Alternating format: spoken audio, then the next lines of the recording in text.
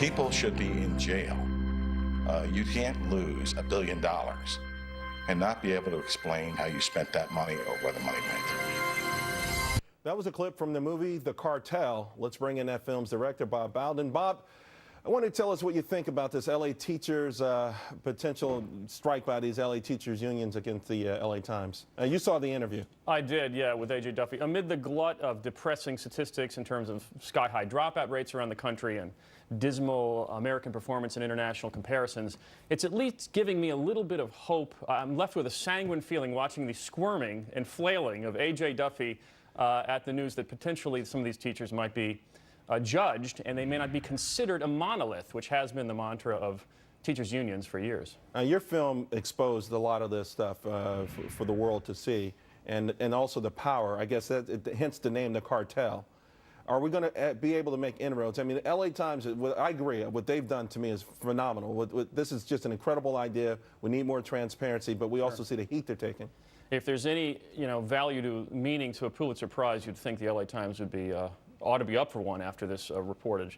No, I agree with you. This is, I think, a watershed moment. A lot of people, I think, a lot of news junkies are focused on whether Islamic centers being built in southern Manhattan right now. They should really be focused more on this in terms of what its importance to the nation going forward, because accountability and transparency. Well, Tracy was a teacher, so she saw it firsthand. Well, to me, one of the things that needs to go first is tenure, because it just promotes apathy among our teachers, and these kids are not being taught, and these teachers just sit through their hours and wait till the kids go home.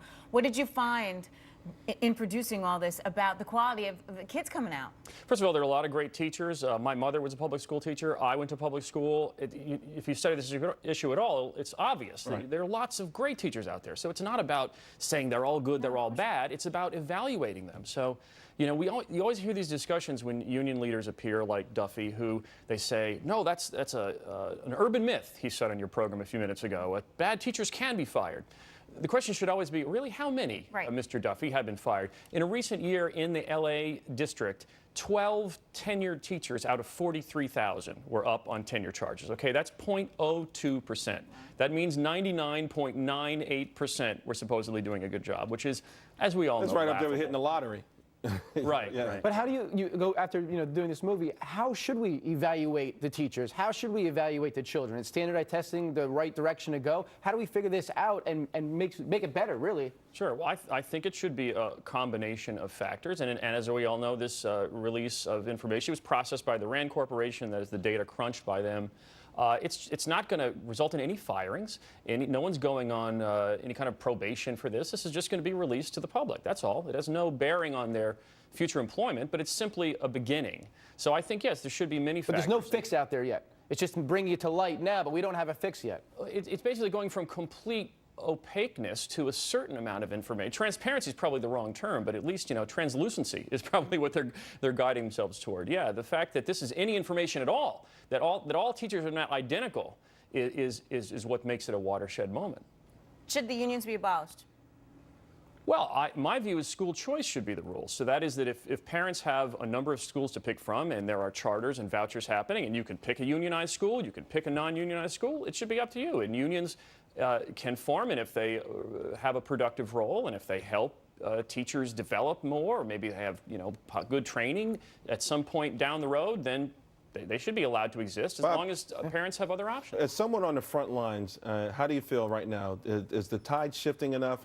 Should we be more concerned than we are? Because I think we're a little sanguine about this. Even though we all kind of complain, to me, this is priority number one in this country, I would think. I know. Well, I appreciate you guys covering it, not only today, but as much as you guys have in the past, too. I think it's you see priority any number improvements one at all? Do you see any sort of Oh, yeah, no, really? This is a really good time to be in the education reform movement in terms of the hope right now of change. The number of charter schools only goes up every year. It never goes down. And that's competition for the district schools that are failing, and even the ones that are mediocre, which is also an important part of this equation, too. That it's not just the absolute dropout factory schools that we need to focus on, but also just what's called happy schools, the mediocre schools where, everyone gets good grades, maybe there's no violence, but really the learning is not happening there. Well, that's one of my themes, mediocrity rules these days.